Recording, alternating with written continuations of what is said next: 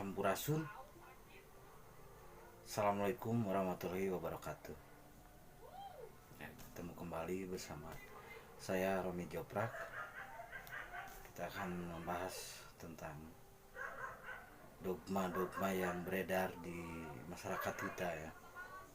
Mau dogma agama, dogma sosial, atau apapun itu. Nah, salah satu yang ingin saya ulas tentang dogma tentang turunnya Nabi Isa dan Imam Mahdi. Kalau prinsip saya, pendapat saya,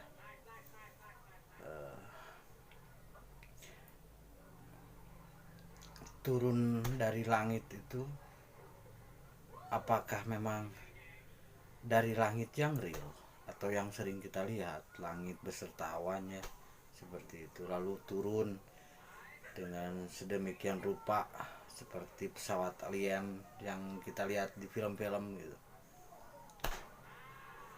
Kalau menurut saya, karena belum ada penjelasan yang jelas gitu, penjelasan tentang kronologinya seperti apa gitu, jadi masih diceritakan katanya akan seperti ini, seperti ini, seperti ini gitu. Karena kita sekarang dengan pemikiran teknologi yang sudah dianggap lebih modern dari dulu, mungkin pencernaan dan apa ya, mungkin pemikirannya lebih kritis sekarang gitu. Karena pemikiran kita kritis ini yang ngasih Tuhan sendiri kan. Jadi disediakan setiap orang pemikiran-pemikiran, tentu disesuaikan dengan kapasitasnya masing-masing gitu. Misalkan saya, kenapa pemikiran saya misalkan seperti ini, seperti ini, seperti ini, karena disediakan oleh Allah fasilitas untuk kamu memikir seperti ini gitu. Saya kira pemikiran se ekstrim apapun itu sah-sah saja kan gitu, karena disediakan kan fasilitas pemikirannya seperti itu. Jadi kembali lagi ke proses turunnya Nabi Isa dan Imam Mahdi, dan di sana dijelaskan bahwa tahapannya itu lebih dulu Nabi Isa baru Imam Mahdi. Nah, di sini kita bahas secara real dan apa ya, bisa dicerna gitu dengan logika. Kalau pendapat saya, turun Nabi Isa itu bukan di alam yang real begitu. Langit yang itu bukan, karena langit yang itu adalah simbol dari langit yang kecil yang di sini gitu. Kenapa saya bilang di sini itu langit? Coba aja saudara merem dan bayangkan Anda di mana, di Mars, bahkan di nebula atau galaksi terjauh. Anda pikiran Anda nyampe ke situ, nggak perlu dengan secepat kilat segala macam. Anda, hati dan pikiran Anda nyampe ke sana. Nah, itu kan luasnya sama seperti langit. Cuman dan ini dohirnya dohirnya seperti ini. Di dalam itu ruang batin, langit ruang batin. Nah, pendapat saya Nabi Isa itu lahirnya itu di langit ruang batin. Begitu. Di sini juga sama, banyak fasilitas. Gitu. Kalau di langit yang ini cenderung mungkin gini, karena dogmanya disuruh berharap turun, maksudnya nunggu lah, berharap-harap kan. Yang namanya berharap-harap itu pekerjaan apa sih? Saya kira berharap-harap itu bukan pekerjaan yang bagus ya gitu. Berharap-harap nanti Nabi Isa atau Imam Mahdi turun, ngerapin aja terus tanpa tahu kejelasannya itu kapan. Itu kan masih apa ya, ya saya kira itu kan masih nebak-nebak lah gitu ya. kalau konsep saya misalkan Nabi Isa turun ke sini di langit sini, nah itu lebih nyata justru. Kenapa bisa dibilang lebih nyata begini? Simbol Nabi Isa itu adalah kesederhanaan, kan gitu, kesabaran, ikhlas. Ya, yang jelas simbol Nabi Isa itu urusan batin lah, yang bagus di batin itu Nabi Isa. Nah, sebelum Imam Mahdi turun ke apa, ke bumi, jadi fasilitas buminya itu atau langitnya itu harus harus harus sesuai dengan nanti kinerja Imam Mahdi. Jadi diberesin dulu lah sebelum turun Imam Mahdi, itu diberesin dulu batinnya masing-masing dengan yaitu turun Nabi Isa ke sini. Kalau misalkan kesederhanaan yang tadi lah, sabar, ikhlas segala macam sudah menguasai di sini tanpa apa ya, sekarang kan kita bisa lihat sendiri identik dengan nafsu ya, pengen itu pengen ini segala macam, itu di dalamnya itu berarti kan masih belum lahir atau turun Nabi Isa ke situ. Jadi kan Allah udah menyediakan semuanya gitu ya, silahkan aja yang mangga aja yang berharap-harap nanti kan Nabi Isa turun bersama Imam Mahdi, mangga aja silahkan, tungguin aja sampai bulut-buluan kan gitu. Dengan apa ya, dengan dogma-dogma yang ya saya anggap inilah, kalau saya lebih real, Tuhan itu lebih lebih lebih nyata dan real ya, memberikan bukti-buktinya gitu, terutama pengalaman pribadi gitu, hingga di situ ikro atau baca lah, kalau bahasa itu kan bahasa Arab gitu. Kalau bahasa kita itu baca situasi apa yang terjadi dengan diri kamu kan gitu, oh gini gini gini gini. Nah, jadi bukan baca tentang sejarah ya gitu, jadi baca tentang apa yang terjadi dengan diri kamu dan situasi kamu. Nah itu disebut ya, bisa dibilang cerdas ataupun apapun lah itu, lebih cerdas saya kira yang bisa membaca ke arah situ. Nah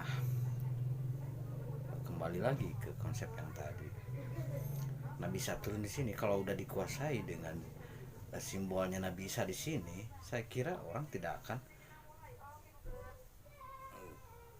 akan terlalu banyak berharap, ikhlas saja mau turun mah enggak juga enggak apa-apa kan gitu, tentang konsep. Nah ketika batinnya sudah dikuasai dengan yang tadi simbol Nabi Isa di sini, turunlah Imam Mahdi kan gitu. Nah itu kan Imam Mahdi konsep kemamuran ya, lebih ke arah dohir bukan ke arah batin. Jadi ini sistem yang ada di aturan ini konsep kedohiran kan gitu. Di situ Imam Mahdi membawa sistem kemakmuran kan gitu. Ini loh, kalau pengen makmur jalankan ini kan gitu, karena kamu sudah siap batin, tidak akan berharap-harap yang lain-lain karena yang tadi ikhlas itu. Jadi ikhlas itu bukan catatan, bukan dicari segala macam itu, makin mencari makin menjauh yang namanya ikhlas itu. Jadi itu mah hidayah, kamu ikhlas orang itu, kamu enggak ya enggak kan gitu. Kenapa kamu dikasih ikhlas? Karena kamu udah menjalankan ini, kamu pengen seperti itu ikhlas misalkan, ya jalankan ini kan itu, ada aturan-aturannya gitu.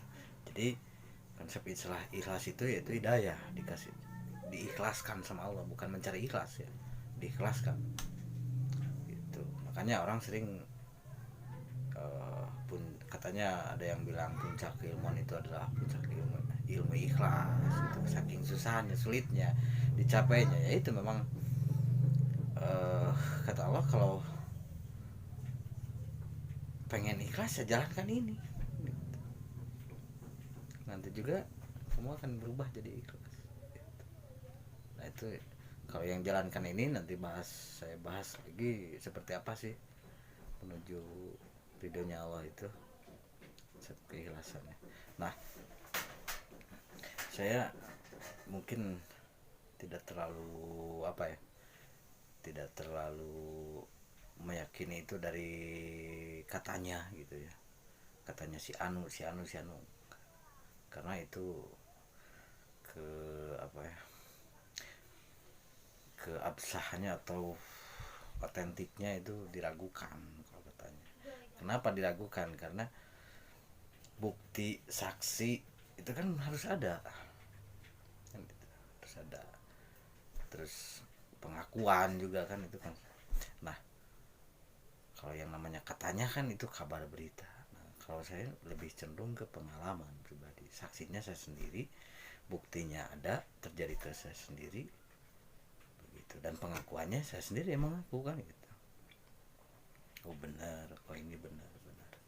Jadi lebih ke yang tadi lah gitu, ikro baca diri kan gitu. Nah ketika tadi penjelasan Nabi Isa itu udah anggap sudah turun ke langit ini ya, langit kecil kan gitu, tinggal konsep turun nabinya nabi maaf Imam Mahdi kan gitu. Imam Mahdi di sini membawa cahaya, yaitu cahaya kemerdekaan situ makmur, makmuran tentang duniawi, terus dengan alam seperti apa gimana, kan di situ itu tugas Imam Mahdi. Makanya Nabi Isa itu mengabdi ke Imam Mahdi, mengabdinya bukan mengabdi sembah-sembah kayak gitulah, bukan, tapi mengikuti gitu. Karena hati udah ikhlas mengikuti konsep yang Imam Mahdi wariskan nanti gitu. Ini loh konsep yang baik yang benar itu ini gitu. Nah Imam Mahdi juga bukan sosoknya itu adalah sistem kan gitu, bukan sosok mungkin juga ya, juga nggak tahu kan itu, cuman yang lebih real saya berpendapat itu lebih ke sistem. Mungkin nanti siapapun orangnya yang memimpin sistem itu ya sosoknya mungkin dia kan gitu, cuman yang saya anggap Imam Mahdi itu adalah sistem, termasuk Nabi Isa sistem batin di sini, Imam Mahdi sistem dohir kan gitu wujudnya, yaitu di kemakmuran, di bentuknya seperti apa kan gitu. Nah ini ada sistem zakat yang sangat luar biasa kalau kita bisa menjalankannya, termasuk kenegaraan kan gitu, kan gitu. Negara itu kan simbolnya segitiga gitu, pemerintah, rakyat, dan wilayah kan gitu, baru disebut negara kan gitu. Kalau misalkan pemerintah ya kepala pemerintah kan gitu, kepala rakyat, di situ kan ada wilayah tanahnya gitu, baru disebut negara. Konsep segitiga ini ya termasuk air kan. Sistem air kan apa, segitiga juga kan gitu. Nah Imam Mahdi membawa kemakmuran, bendera bendera apa ya, bendera ya kebangkitan Islam, selamat kan gitu. Saya kan masih muslim nih, masih menuju selamat itu, pengen selamat kan gitu. Jadi siapapun orangnya yang mau dari A, dari B, dari C yang ingin selamat ya terserah mereka jalannya mau seperti apa kan gitu. Kebetulan saya di muslim, berjalan di muslim, jadi ya menuju selamat dengan aturan muslim di situ sendiri. Cuman apa ya, konsepnya lebih ke inilah yang real kalau saya, bukti lah, maksudnya orang baik itu buktinya apa ya, dia itu eh apa ya, suka sedekah dengan ikhlas ataupun bantuin orang lain tanpa pamrih, terus apa ya, baru disebut baik kan gitu. Baiknya sendiri di sini kan goib. Kalau pengen dohir disatuin goib, baik itu harus ada buktinya. Buktinya apa ya, itu berarti kan Imam Mahdi itu goib katanya. Nanti buktinya apa ya, itu kemakmuran sistem udah alokasikan kok semuanya. Siapa yang bisa membangkitkan atau menurunkan sistem Nabi Isa ke dirinya dan mewujudkan sistem Imam Mahdi dalam dirinya, itu saya kira orang yang cerdas kan gitu ya. Orang berpikir lah, kan kita disuruh berpikir. Nah, bagaimana cara memakmurkan Imam Mahdi, itu dengan sistem khilafah. Khilafah itu bukan aturan-aturan tentang kenegaraan, tapi kenegaraan mengikut ke khilafah ini nantinya dengan sendirinya, kan tidak berbenturan. Khilafah yang betul itu tidak berbenturan dengan berbagai pihak, dengan alam, dengan sistem kenegaraan segala macam. Karena apa? Karena pasti mengalah kenegaraan aturannya kan. Ini lebih baik kok. Gitu. Tidak ada dogma-dogma yang menyesatkan atau misalkan mengkerdilkan sesuatu. Kenapa saya kasih tahu konsep zakat yang betul itu? Saya zakat 1.000, si B 1.000, si C 1.000, taruhlah 5 orang, dikumpulin jadi 5.000 kan itu. Nah, kebiasaan kita 5.000 itu nih ke Jakarta dikasihin semua, diduluin ya, ambilin 5%, diambil duluan, sisanya anak yatim, fakir miskin semua. Terus sisanya kemana? Habis gitu. Nah, kita zakat lagi segala macam, itu tidak akan berdampak sampai kapanpun, tidak akan menjadi kemakmuran. Begitu terus saja, keluarin habis, itu saking serakahnya manusia gitu dengan nafsunya itu. Terus yang baik dan benar itu seperti apa sih? Yaitu yang tadi 5.000 kita golangin dulu, kita rembukan usaha apa ya yang bikin uang ini menjadi ada lebihnya. Contoh misalkan jualan gorengan, kita beliin terigu segala macamnya, kecil aja dulu terigu, pokoknya 5.000 aja modalnya, kita jual, misalkan hasilnya jadi 10.000, modalnya 5.000, hasilnya 5.000 jadi 10.000. Nah yang tadi yang sah kita bagiin buat amilin, buat anak yatim fakir miskin, yang lebihnya itu yang 5.000, bukan modal yang 5.000 zakat. Kita keluarin yang 5.000 lebihnya, kita zakat lagi atau infak. Nih 5.000 kan udah ada sisa tinggal 5.000, kita zakat lagi 1.000, berarti kan dari 5 orang ini jadi nambah lagi, jadi 10.000 modalnya, kan tambah besar. Nah kita buat gorengan dari modal 10.000 jadi 20.000. Nah seperti itu seterusnya. Berarti kita siapa yang harus cerdas, yang menjalankan aturan zakat dengan konsep-konsep yang apa ya, yang jelas kan gitu, real, itu real. Ah, semakin besar itu 5 orang loh, dengan 1.000 semakin besar. Satu RT aja, jangan dulu satu RW satu desa, dengan konsep seperti itu dijalankan dengan benar, apakah ada hasilnya? Saya kira ada lah pasti kan. Nah itu yang dibawa oleh Imam Mahdi, konsep seperti itu.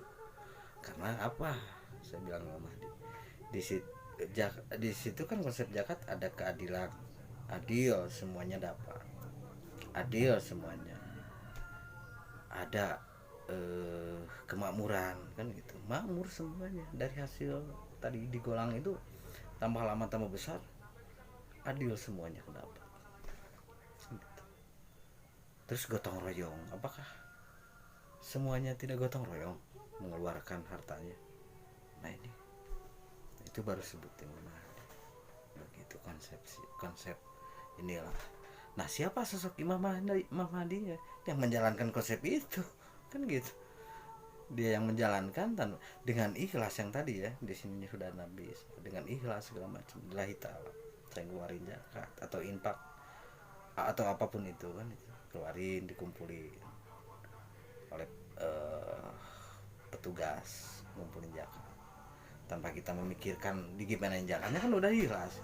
Ternyata ini di apa digolang kan gitu uang, anggapan kita kan udah ngebuang kan gitu, racun udah buang racun, ternyata racun itu diolah menjadi tidak menjadi bukan racun lagi kan gitu. Ini seperti itu tadi. Nah itu yang disebut zakat bisa memakmurkan, konsep zakat yang bisa memakmurkan. Saya kira yang suka menelan uang zakat yang modal tadi itu udah suka menelan racun kan gitu, racun saya dikeluarin dengan 1.000 ya dimakan lagi ya, mangga aja racunnya tuang kan gitu. Kalau gitu mah racunnya diolah nggak keluar, yang dibagiin hasilnya kan itu bukan racun. Kalau hasil aman bersih kan. Nah, seperti itulah ya. Cukup sekian dulu, nanti kita bahasan selanjutnya tentang banyaklah, masih banyak kita bahas tentang, kita buka wawasan-wawasan yang lain menurut konsep pemahaman akal pemikiran, tapi tidak ya bisa dianggap real gitu. Begitu. Jadi saya kira sederhana. Nah sederhananya itu apa? Pertama, kita menjalankan konsep bagaimana caranya supaya simbol Nabi Isa itu tumbuh dalam batin kita. Nah itu kita jalankan. Setelah kita menjalankan, efeknya nanti tumbuh di sini gitu. Taruh sudah muncul di sini misalnya, tadi tinggal menjalankan konsep Imam Mahdi, udah beres. Kitanya ikhlas, konsepnya berjalan, kita udah gitu. Seperti itu gitu. Kita cukup sekian dulu dari saya, Romi Joprak. Kita sharing-sharing tentang apa ya tentang kehidupan inilah yang ringan-ringan aja gitu. Begitu. Nah itu mohon maaf apabila ada kata-kata yang kurang berkenan dan kurang pas. Ini cuma pendapat saya, share sama orang-orang, sama teman-teman. Walaupun misalkan tidak enak didengar atau misalkan nggak sependapat, matiin aja, jangan dilanjut. Ataupun misalkan ternyata pendapat saya itu dapat dicerna, terus ya alhamdulillah gitu ya. Ini kan konsep sederhana, saya kira tidak perlu pemikiran yang ekstra keras, cuman masalahnya tentang menerima dan tidak kan gitu. Cukup sekian, sampurasun untuk semuanya, dan assalamualaikum warahmatullahi wabarakatuh.